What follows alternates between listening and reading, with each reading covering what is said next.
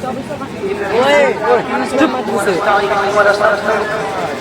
بالله من شرور انفسنا ومن سيئات اعمالنا من يهده الله فلا مضل له ومن يضلل فلا هادي له واشهد ان لا اله الا الله وحده لا شريك له واشهد ان محمدا عبده ورسوله. اعوذ بالله السميع العليم من الشيطان الرجيم.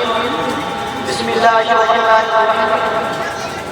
يا ايها الذين امنوا اتقوا الله حق تقاته ولا تموتن ध्यान वीडियो का वीडियो चालू ना يا ايها الناس اتقوا ربكم الذي خلقكم من نفس واحده وخلق منها زوجها وبث منهما رجالا كثيرا ونساء واتقوا الله الذي تساءلون به والارحام ان الله كان عليكم رقيبا.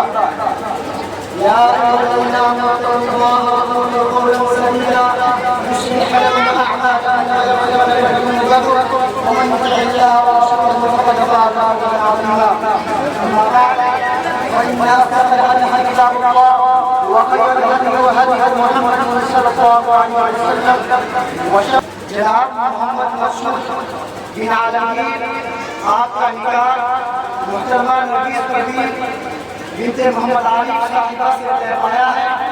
اس نکاح کے وکیل جناب نوشاد صاحب ہیں اور اس نکاح کے پہلے گواہ جناب محمد شمشاد بن محمد عالمگیر ہیں اور اس نکاح کے دوسرے گواہ جناب محمد امیر عالم بن محمد نظام الدین ہیں.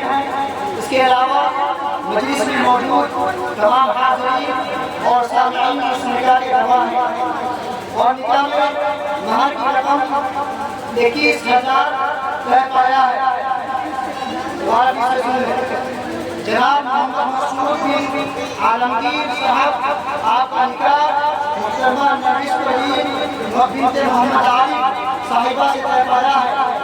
اس نکاح کے وکیل جناب محمد نوشاد صاحب ہیں اور اس نکاح کے پہلے گواہ جناب محمد شمشاد بن محمد عالمگیر ہیں اور اس نکاح کے دوسرے گواہ جناب محمد امیر عالم بن محمد نظام الدین ہیں.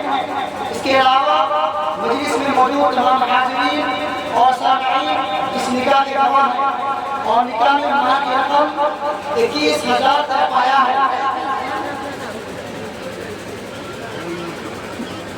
کیا آپ نے اس نکاح کو قبول کیا؟ کیا آپ نے اس نکاح کو قبول کیا؟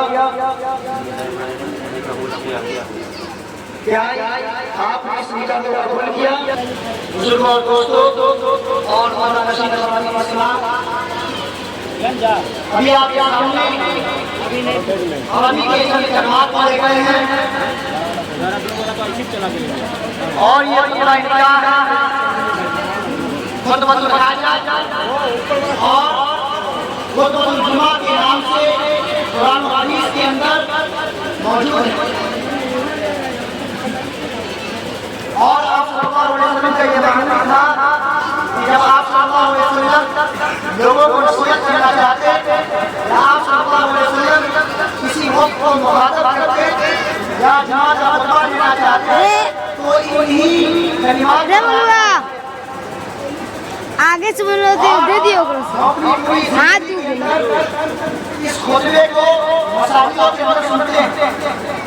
لیکن افسوس کا مقام یہ ہے کہ ہم ان کے مفاہیم سے ناواقف رہتے ہیں، ہم ان کے تراجم سے ناواقف رہتے ہیں کہ اللہ رب العالمین نے اور جناب محمد صلی اللہ علیہ وسلم نے اس خطبے کے اندر ہمیں کیا نصیحت کی ہے، ہمیں کیا وصیت کی ہے. یہ قابل غور بات کہ ہر مسلمان کو اس کا ترجمہ معلوم ہونا چاہیے اور ہر مسلمان کو